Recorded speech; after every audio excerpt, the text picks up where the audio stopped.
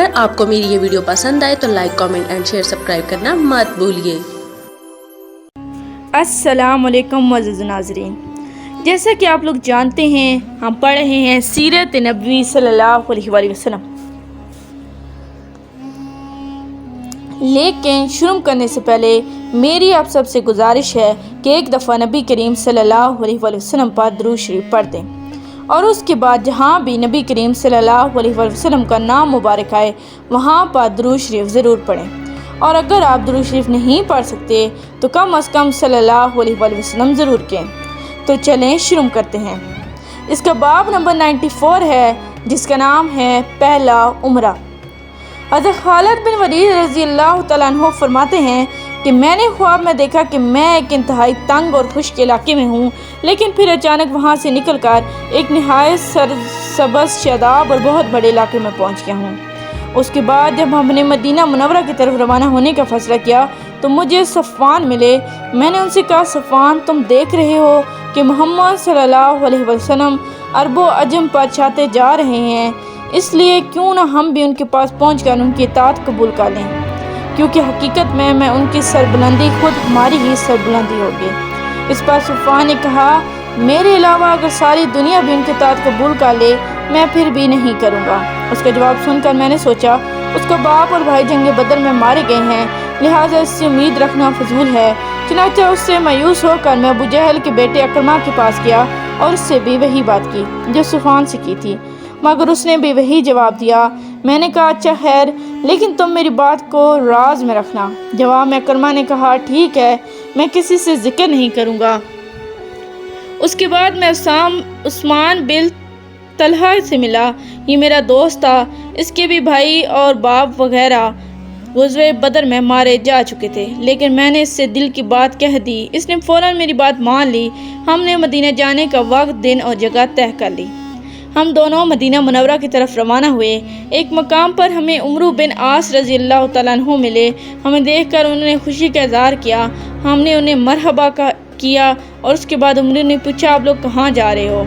ہم نے صاف کہہ دیا، اسلام قبول کرنے جا رہے ہیں۔ عمرو بن عاص رضی اللہ تعالیٰ عنہ فوراً بولے، میں بھی تو اسی لیے جا رہا ہوں۔ اس پر تینوں خوش ہوئے اور مدینہ منورہ کی طرف چلے۔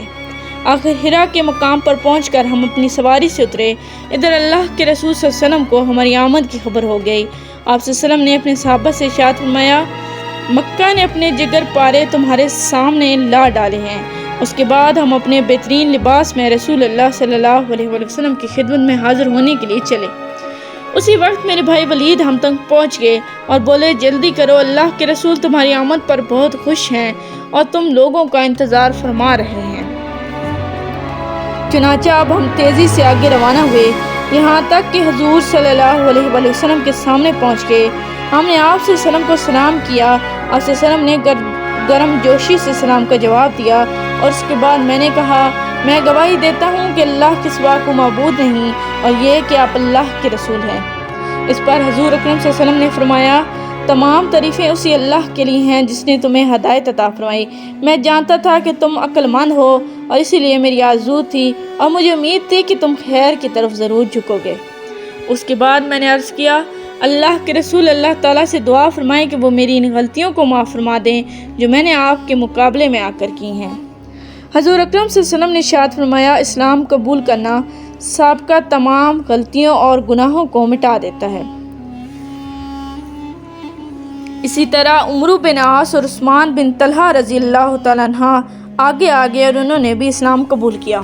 یہاں یہ بات ذہن میں رہے کہ عمرو بن عاص رضی اللہ تعالیٰ عنہ نے دراصل اس سے پہلے شاہ حبشہ نجاشی کے ہاتھ پر اسلام قبول کر لیا تھا۔ اس طرح ایک تابعی کے ہاتھ پر ایک صحابی نے اسلام قبول کیا، کیونکہ نجاشی صحابی نہیں ہیں، انہوں نے حضور اکرم صلی اللہ علیہ وسلم کو نہیں دیکھا تھا، لیکن تابعی وہ اس لیے ہیں کہ انہوں نے صحابہ کرام کو دیکھا تھا۔ حضرت خالد بن ولید رضی اللہ تعالیٰ عنہ کے مسلمان ہونے کے بعد حضور نبی کریم صلی اللہ علیہ وسلم نے انہیں ہمیشہ گھڑ سوار دستے کا امیر بنائے رکھا۔ یہ تھی تفصیل ان تین حضرات کے ایمان لانے کی۔ حضرت عمرو بن عاص رضی اللہ تعالیٰ عنہ بھی بہترین جنگی صلاحیتوں کے مالک تھے۔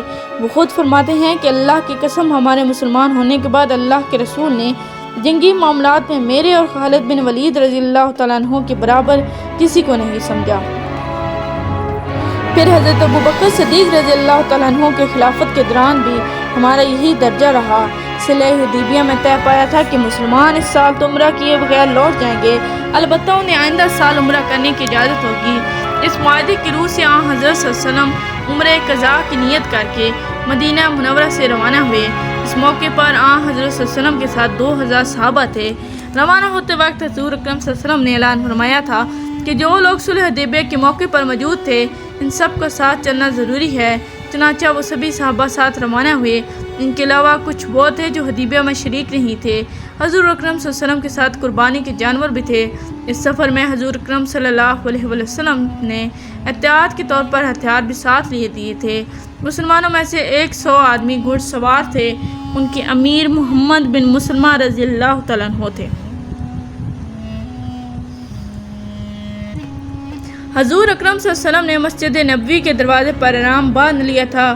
قریش کے کچھ لوگوں نے جب صحابہ کرام رضی اللہ تعالیٰ عنہ کے ساتھ ہتھیار دیکھے تو وہ بکھلا کر مکہ معظمہ پہنچے اور قریش کو بتایا کہ مسلمان ہتھیار لے آئے ہیں اور ان کے ساتھ تو گھڑ سوار دستہ بھی ہے۔